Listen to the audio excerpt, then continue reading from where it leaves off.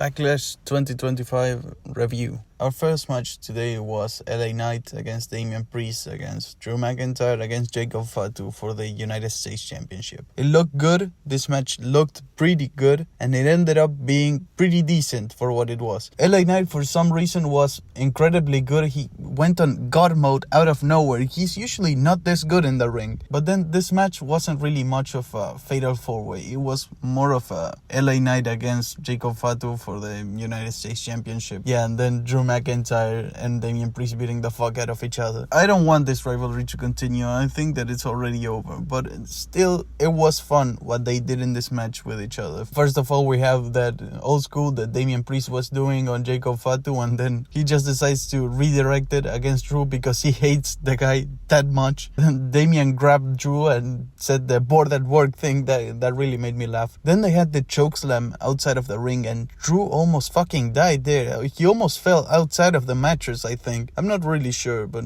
as for the rest of the match, it was pretty good. Again, as I said, LA Knight, really good. Jacob Fatu also did his thing. Then the intervention of the Samoans. I don't want any more Samoans in WWE. I'm sick of them. Please. I don't know who this new guy is, but please, no, stop it with the bloodline and think it's over. Please, it's over. But aside from that, this match made me like Jacob Fatu more than I liked him before. Then our next match was Lyra Valkyria against Becky Lynch for the Intercontinental Championship. And you know what? This match is way better than what I expected. It's sort of like a technical match with Lyra doing whatever the fuck this hold is called. You know, that particular hold, I'm 1,000,000% sure that it doesn't even have a name and that people just call it like that one hold that is made during technical matches. But whatever. The thing with this match, both looked incredibly invincible. Both looked really good, really convincing and really credible. And that is a good thing. They beat the fuck out of each other. Another thing that surprised me from this match was the result. I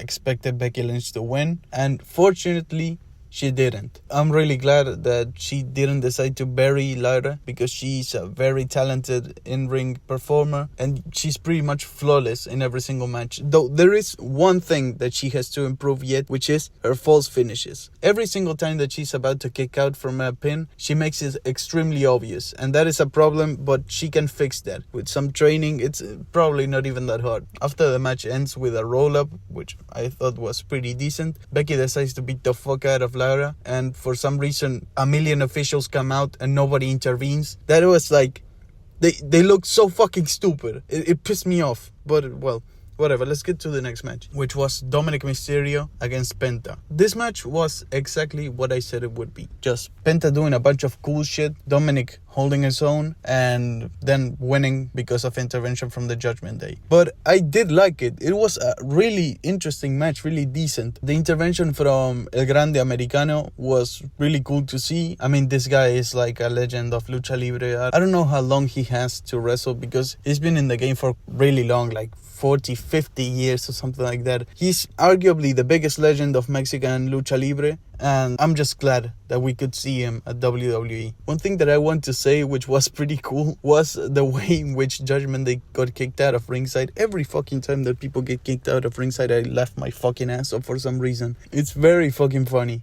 Next match on the card was Pat McAfee against Gunther. I talked a lot of shit about this match in my predictions video. And then I watched it and I fucking laughed my ass off. It was really funny and way better than I expected. You could say that it dragged on. And I saw some people saying on Twitter that Pat McAfee lasted way longer than he should have. And in my opinion, that is not true because it's not like Gunther couldn't just beat him.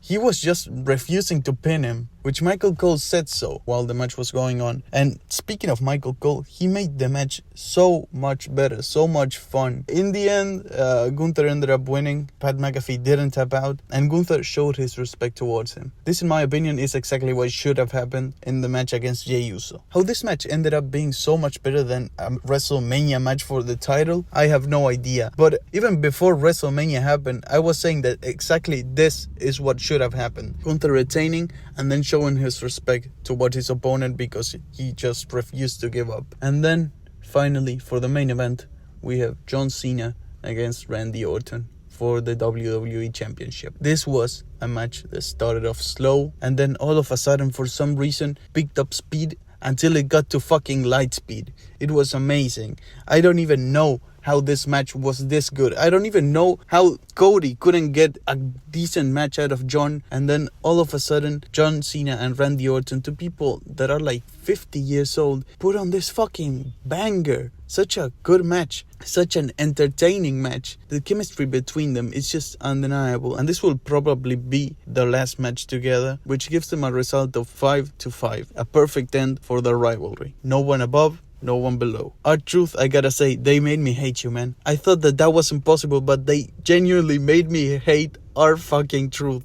I thought that they would never make me, man. I feel like I betrayed myself here. Backlash 2025 was an incredible premium live event. It had no business being this good. It looked like it would be a piece of shit, and it ended up being completely amazing. My score for the pay-per-view is an 8 out of 10.